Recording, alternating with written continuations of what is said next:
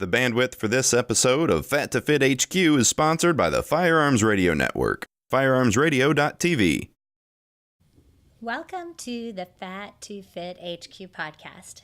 I'm your host, Carol Salva of the Firearms Radio Network. In this podcast, we're chronicling our journeys from fat to fit. We talk about pursuing a healthier lifestyle, not only in diet, but in all areas of life. Okay.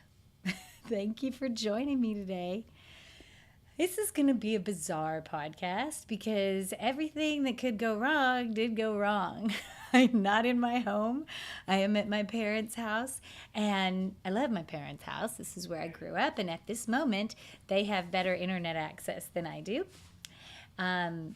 The guest that I was going to have on right now, it fell through and we have to reschedule, and that's okay. That's cool. That happens. But I do want to get a show out, so it's going to be a solo show. But that's all right. You're just going to have to put up with it. Again, if you're tuning in for the first time, my name is Carol Salva, and I am an educator. I'm a mom of 3 young children. I'm a wife. I am doing my master's program, so I'm in a graduate program, and I'm involved in multiple weight loss and Fitbit competitions. I'm a busy gal, but I'm not about to let go of this podcast. I think about it all the time because it requires some time from me each week, but over the last year and a half that I've been doing the show, it's brought me an incredible amount of motivation and goodwill and just faith in humanity and all kinds of great things. So I don't really have anything prepared to talk about today, but that usually is never a problem for me. So hoping that you get something out of it, I'm going to go through some updates. I'm going to talk about some listener feedback. I'm going to talk about what makes this show special and hopefully give you something that you can take that will get you through the week with a little more inspiration or motivation that maybe you needed, or maybe it inspires you. Maybe you're full of motivation and it inspires you to spread that on to other folks. So that's what we're going to do today. We're just going to chat. I would guess it's probably going to be a short podcast. Okay, so updates. Well, if you've been following the show, you know that we have something major coming up in just a couple of days. If you listen to this when it airs, we're in about the first week of June of 2014, and we have a Tough Mudder race that is coming up this Saturday in Nashville, Tennessee. Only a couple of people on our team, I think 2 people on our team, live in Tennessee, live in Nashville. The other 12 people live all over the country. We have a couple of podcasts participating, the Fat2Fit HQ podcast, and we've been, promoting this run for a while because I'm a big fan. We have also involved is We Like Shooting, Aaron Krieger from We Like Shooting. We're super excited because I've never met Aaron, and I haven't met many people on our team. I've met one person, Lisa Jarman, and because she came to Paleo Effects with me. And I have met Zeke and Left Hand from Talking Lead. That's another podcast that's involved with the run. We have some sponsors. I know Bayer Nutrition is one of our sponsors, and I really want to thank them. And Talking Lead has a sponsor that's helping buy our shirts as well, but I don't know the name of that sponsor. How unfortunate. But I really want to thank them. And before this whole race and everything is done, you will know who that sponsor is, and we will thank them publicly. Okay, so yes, we have a Tough Mudder coming up in a few days, and a couple of things that are really interesting. I don't know, I've been promoting mud runs and people think I'm crazy, but if you've ever done a group run, it doesn't have to be a mud run, but any kind of group run, you probably know where I'm coming from of that whole team thing. That part of it is amazing. So I would challenge you to look at your calendar out 3, 4, 5 months from now and look for something that looks fun that you could do with a team and see if that's something that you think might inspire you to keep moving and keep active and just train for something sensibly. A Tough Mudder sounds extreme, but the way we do it is not as extreme as you might think. In fact, it's been called a puff mudder. That we don't do a tough mudder, we do a puff mudder. But you know what? I'm not about to do things that are unwise. That's happened to me before, where the adrenaline was just so much that I just did something when I know I don't have good shoulders for this, or I'm not trained for this or that. So the reason I like the Tough Mudders is that it is an extremely difficult run because it's 10 to 12 miles, period. But it's nothing that you can't do with the right amount of training, the right amount of walking and distance, because you can walk, run it. And that's what we're going to do. Our name is Gun Runners, but we're thinking of changing it to Gun Run Joggers. There's just, all of us are worried that we're going to slow everybody else down, but it's not like that. If you've ever done an obstacle run, you know that there's a little bit of run, jog, whatever you do, and then you have to stop because there's an obstacle. And you can look at that obstacle and you can decide if that is a wise thing for you to do. And for Tough Mudder, you could walk around it. Or happens a lot, which I love, is that your team helps you. And you turn around and you help strangers, and it's all about the team thing. So don't think you can't do something like that. There's a lot of introductory mud runs. Gritty Goddess is one that I've done that is fantastic. It's all for women. But, a warrior dash, things like that are more like a 5K. Get your feet wet, get your feet muddy, and see if that's something that you like. I really encourage people to do that. Like I said, I keep hearing people say it's an unnecessary stressor. I think with anything, you can approach anything like that. Take functional training. We know how good functional training is. To get out there, you don't have to be in the gym with weights up and down, up and down. Functional training is getting out and doing things with your own body weight. Maybe you're carrying logs, maybe you're climbing on things, maybe you're doing push-ups and stuff like that. So functional training we know is a good thing, but let's take CrossFit, which is like that. And CrossFit can be a good thing, but some people are getting hurt and changing their goals.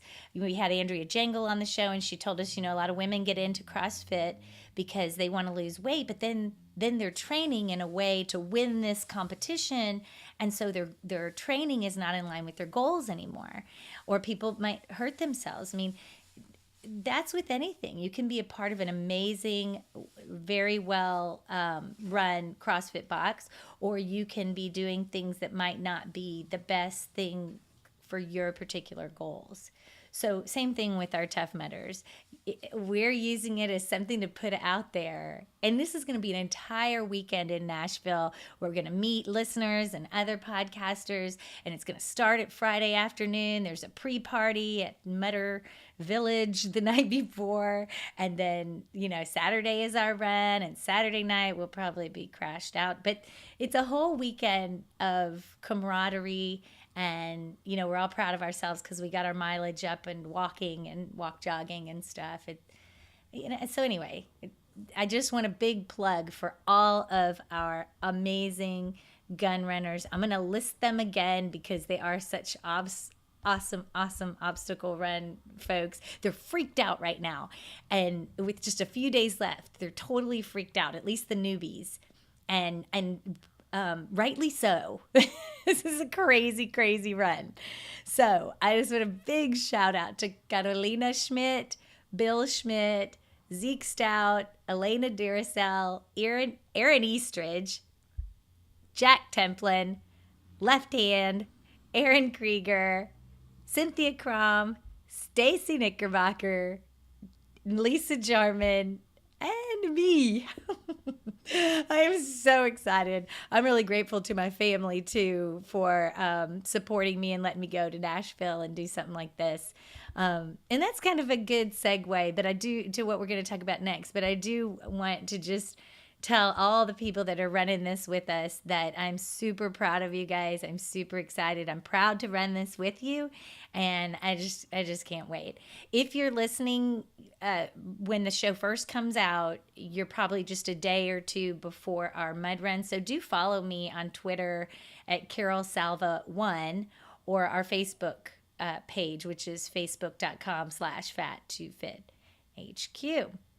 And you'll see where we are in Nashville and everything we're doing, and then consider doing the next one with us, because I'm sure there will be another group run of some sort in our near future. I'm also going to link to a show that we did with the Tough Mudder organization that was with Alex Patterson of Tough Mudder headquarters, and they did a great show where they answered a whole bunch of our questions. Okay, so the next thing that I wanted to just kind of update you guys on is, again, I'm getting a lot of like, how's carb night going? How's carb night going? And that is, I'm following a protocol by John Kiefer called the Carb Night Solution. And I'll link to that. He wrote it many years ago, and he's about to come out with Carb Night Solution 2, which we're going to be really interested, because John himself says, Kiefer says he's learned quite a bit since he wrote the book. So, I think from listening to his podcasts, one of the major changes is that he would recommend a higher fat, healthy fats, healthy sources of carbs when you have your carb night. But I don't know. We will have to wait and find out. But you could go listen to body.io, and that's John Kiefer and Dr. Rocky Patel, who are putting out a weekly podcast with updates. So that's what Carb Night is. It's his protocol. In a nutshell, I am ultra low carb for 6 days, 6.5 days.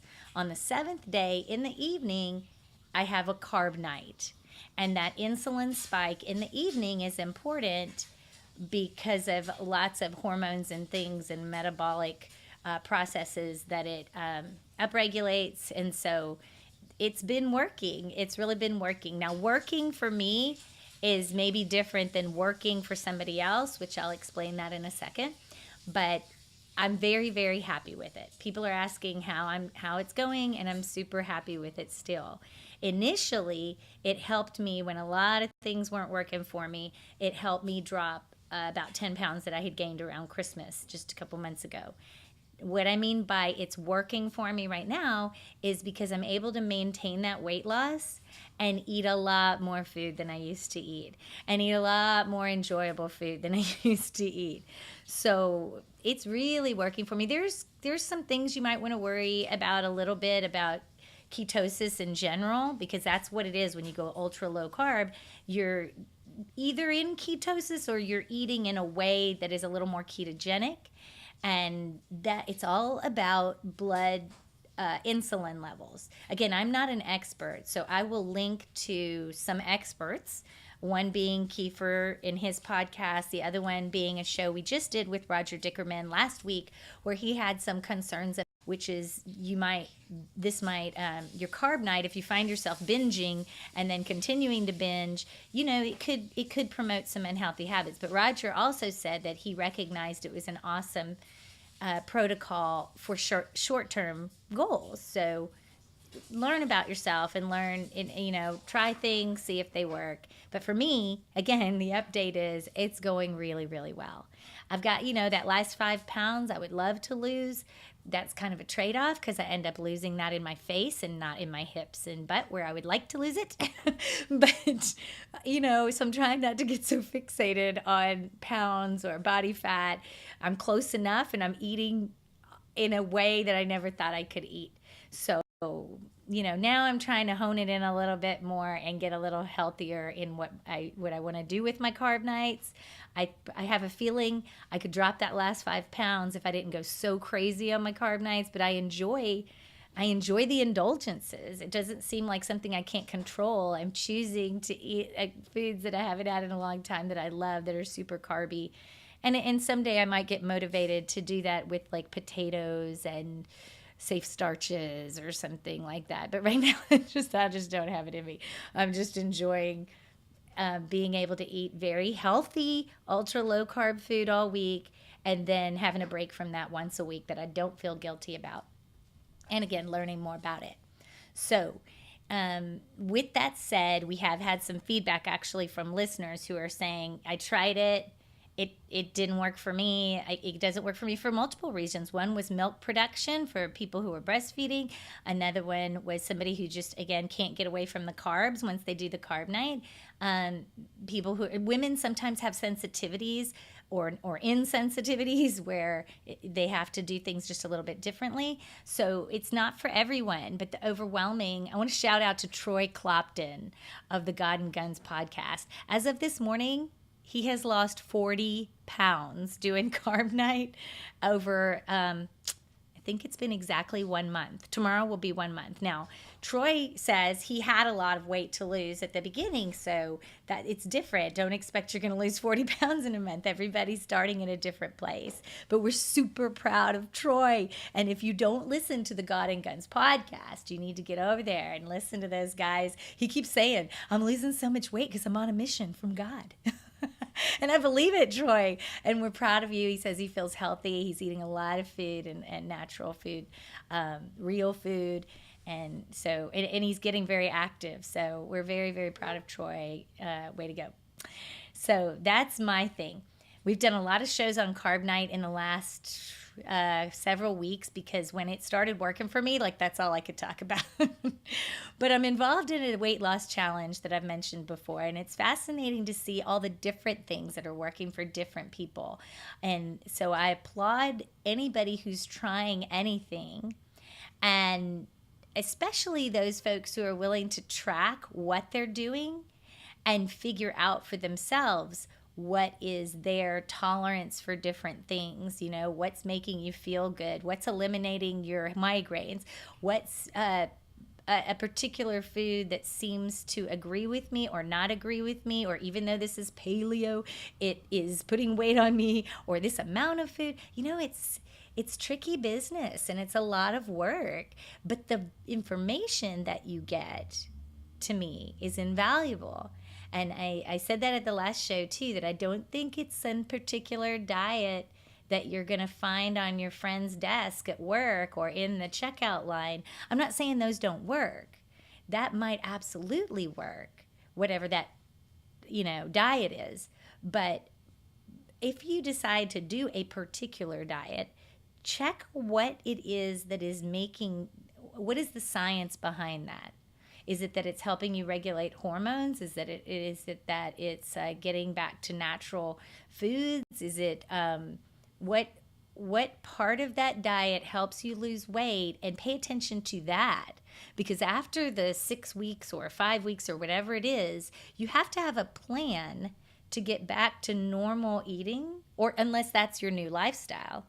But if it's not going to be your new lifestyle, then are you going to phase back in whatever it is? That's where the tracking comes in. Like, how much can you tolerate? Let's say if you're cutting out dairy, then how much dairy, and you want to get back to dairy someday. How much of that can you tolerate before you start getting the ill effects of that, if that gave you ill effects to begin with? So I applaud people who are out there tracking, analyzing, tweaking, and then more tracking, analyzing, and tweaking. Because again, I don't think it's a particular diet. It's what you learn from some different protocol or from something that you're trying. I had somebody tell me the other day, what's the point? What's the point in doing Carb Night if it's not a lifestyle thing? What's going to happen after?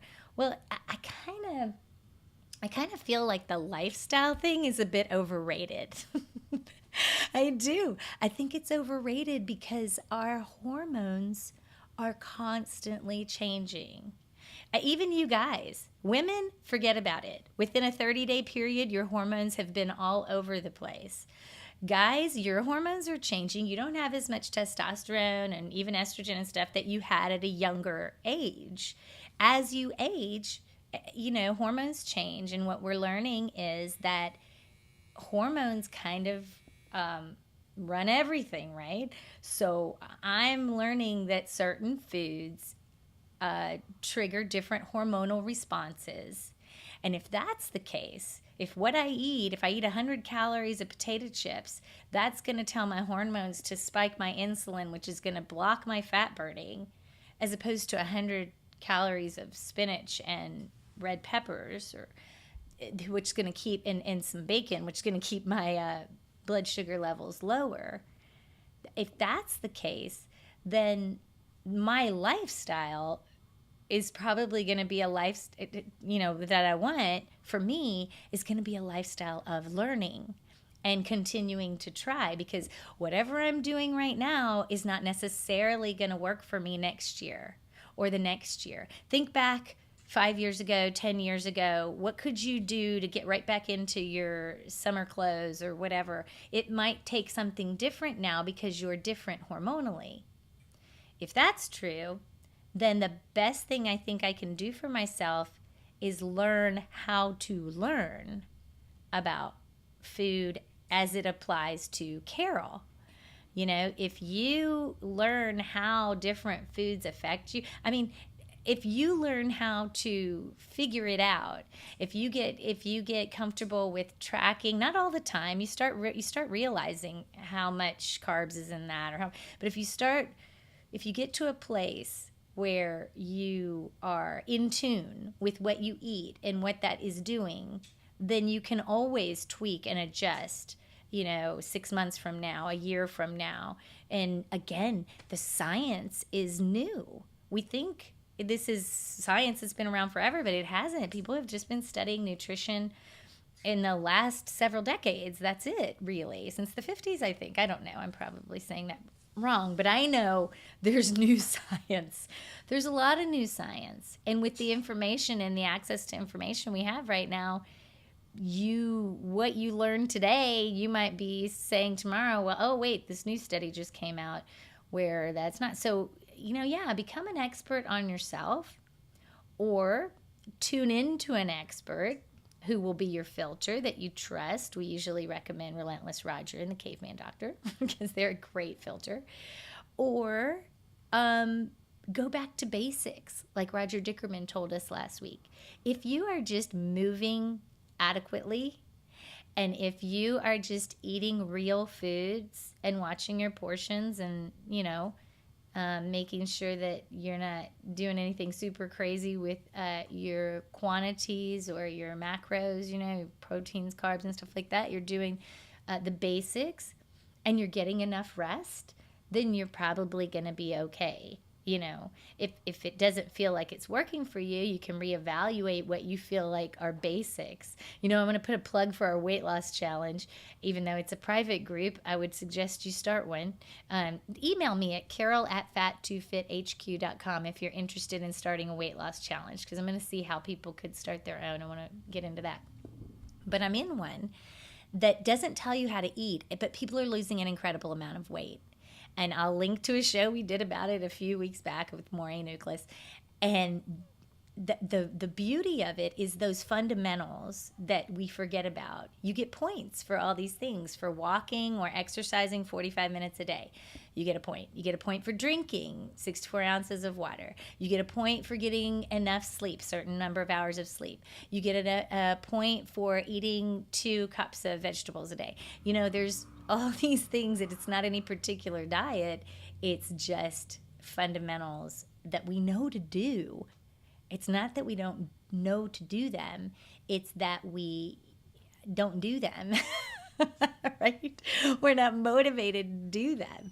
So yeah, that's the thing is I really applaud people who are either tracking and learning about themselves, because I really think the information you gain with everything you learn is gold. Much better than any diet you can download from the internet. And I really applaud people who are just trying to do what we've always kind of known. Nobody's going to argue with you that water and sleep and movement are, not to an extreme, but, staying active aren't fundamental to a healthy lifestyle. So we have that. I'm going to go ahead and wrap up, but I do want to read some listener feedback. And again, I'm at my parents' house. If my dad walks through here, I'm going to snag him and introduce him, because it was his birthday yesterday, and the man is in his late 80s and he's like a machine. We should all be as healthy as my dad. And he has been intermittent fasting his whole life. And it's funny because he doesn't call it that and he didn't know what that is, but I watch him and he eats a very small, like an egg in the morning And then he doesn't eat until the evening when my mom gets home because he's not going to cook for himself. So it's interesting. We were very fortunate and we're very grateful that he had a bout with cancer not too long ago. 2 different times, 2 different types of cancer that he has beaten all the odds. And the doctors just marvel over him. So, shout out to Manuel Sierra. Pretty impressed with him. I'd like to say I got his genes. I don't think I did. I really think he did some things in his life that have made him super duper healthy. So, I think I hear him. Hey, Daddy, come here real quick. What? Can you come here real quick? Yeah. How old did you turn yesterday? 87 what? 87? Yeah. Come over here. I want you to say hi.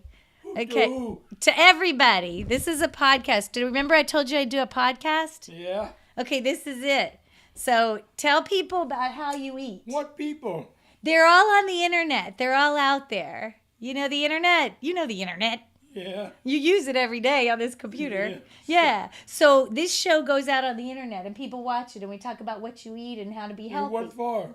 Because people want to hear it. I don't know what for. I listen to other people's podcasts. People don't like what I eat. But Dad, how old did you turn? 87. I told you that don't mean nothing. Haven't you beat cancer twice? Yeah, I had cancer. I had a heart attack too. Heart attack, prostate cancer, and esophageal cancer. And that one was pretty bad, the esophageal. Right. I had esophagus cancer and I had prostate cancer. But you beat them both. I beat both Thank of God. them, yeah. Thank God. And what we think, now I don't know because I'm not a doctor and you're not a doctor, but you're a pretty healthy guy for 87, right? I guess so. I mean, you're out there mowing the lawn every day. You're Yeah. still doing everything, right? Yeah, I'm doing all of Mama's work now. Okay. Mama's working, okay? Don't give her a hard time. But you worked for tons of years, so you kept yourself physical and active. But one of the things that's very interesting about the way that you eat is I was just telling folks, you just eat that one meal in the morning, like an egg, Yeah. and then you don't eat again until The nighttime. mom comes in at 6 o'clock. What they call that, it's called intermittent fasting. You fast during the day, just like people fast overnight. But when they fast, they crave for it, and I don't. You don't have any cravings. Shoot, no. Well, that's the thing. It's because you've adapted. Your body's adapted to Yeah. that. And what I read this morning, and I'll put a link in the show notes because, again, I'm not a doctor, but intermittent fasting and other like real low carb diets and stuff, every day we make cancer cells in our bodies, every day. But there's certain things we can do that make our own immune system fight those and kill them. And one of them is fasting for short periods of time. And I'm not saying that's what makes you so healthy, but it could be.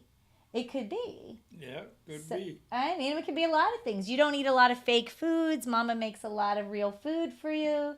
So anyway, I just wanted to show people because I always brag on my dad. And I think a lot of us would love to be half as healthy as you are. Mm-hmm. So, okay, that's all. Okay. All right. Thanks, Daddy. Take nothing of it. All right. I'll show you the show later when it comes out. Yeah. Thank you for being my guest. My guest backed out all today. right. All right. Okay, so there's that. Okay, so that's going to be it for today. Again, we're going to have, I did mention that we're going to have Ben Greenfield on the show here in the next week or so, but we got to get this Tough Mudder out of the way. Oh, and Ben has a new website where he just did a Spartan run, and now he's going to be doing an obstacle run website or show or something. So we need to stay plugged in and find out what he's talking about because I think he'll have a lot of tips for us. I want to thank my dad, Manuel Sierra, and happy birthday, Dad. And thank him for letting me use his house and his internet. And again, I was going to read some show notes. Here we go. Matt Thompson emailed me not too long ago, and he said, hey, good afternoon. I was wondering if there's any way to get Tony Horton on the show. I don't know if he would want to interview, but his videos have helped a lot of people lose weight. I have lost 25 pounds with P90X, and I hope to lose 25 more on my second round, which I'm about to start. Thanks, Matt. again, this is Matt Thompson who emailed me. Matt, I emailed him back and I was like, yes, Matt, I would love to have Tony Horton on the show. Would you please email him? Because I'm absolutely going to reach out to Tony Horton. I think that's a great idea, Matt. And it would probably help if you also reached out to Tony Horton, because he's not going to know me from, a hole in the wall. But if any listeners out there do use the P90X and have had success with it, gosh, my sister Helen has had amazing success with P90X. So maybe we can get Helen on the show, or Matt, to talk to us about it, as well as Tony Horton. But yeah, you guys reach out to him and tell him you're listening to this podcast, that would love to have him. And he can email me at carol@fat2fithq.com. And I will reach out to Tony and see if I can get a hold of him as well. Because I think we can learn a lot from these different protocols, different ways of eating, different ways of working and moving. I don't know. I would love to hear from him, because I'm always leery of something that has you doing high intensity every single day. I know he has, and people are having success. So I would love to hear. I just have lots of questions. I have lots of questions because, this is a journey of learning. Oh, I want y'all's feedback on something as well. We're thinking of changing the name of the show. I was just very resistant to changing the name of the show for a long time, because Zach Carlson and Jake Challen, Zach and Jake came up with this show. That was their name. They were about themselves, saying they wanted to go from fat to fit. And I didn't want to change the name, because I fell in love with the show for a long time before I ever did the show. But I don't know, man. I'm recognizing that it just makes people cringe sometimes, just that negative word fat. And we talk about not just diet and not just body composition. Well, I mean, who am I kidding? Every show I'm talking about diet. It's all about losing weight to me or maintaining a weight loss. But I got to try to do more shows about other things, because we keep saying in all areas of life, and then I don't do that.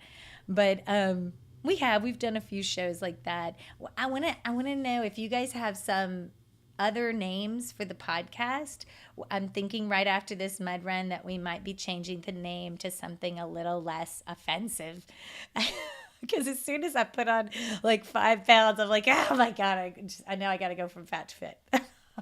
And, we are in a journey. But I think we're all, as long as we're doing anything, we are more fit than we were yesterday. So I don't want to focus on negativity. And again, I get feedback about the name all the time. Not everybody loves it. So I am thinking about changing it. Email me at carol@fat2fithq.com if you have any ideas for the name. Now, thanks very much for everybody who has been emailing me. I read all the emails and I appreciate it. Please leave us a review in iTunes if you are an iTunes user. That really helps the show. That's one way you can really, really help this show. And that's about it. We're going to try to get some footage from Nashville. I can't guarantee a lot of footage. We'll at least have a lot of still shots. And then we'll have a wrap-up Nashville Tough Mudder show. And that's it. You guys have a great week. I'm sorry it was just me this week, but I hope something that you heard might inspire you. Don't beat people down that don't want to hear about your fitness journey. But do be open to listening to other people about their fitness journey. Be a good example. You don't have to be a perfect example, just a good example of continuing to try and continuing to keep your eye on a healthy lifestyle. And yeah, be a good ambassador for this show. Tell people to listen to it, because our main goal here is just to be your friend and help you stay motivated while you figure out your healthy journey for yourself. So again, thanks to Bayer Nutrition for sponsoring part of our mud run, and go gun runners. I'm super excited to run with you guys. I'm super freaked out about it, but it's going to be great. Okay. Everybody have a great week and stay tuned. We'll talk soon. Bye-bye. The podcast you've been listening to has been brought to you by the Firearms Radio Network.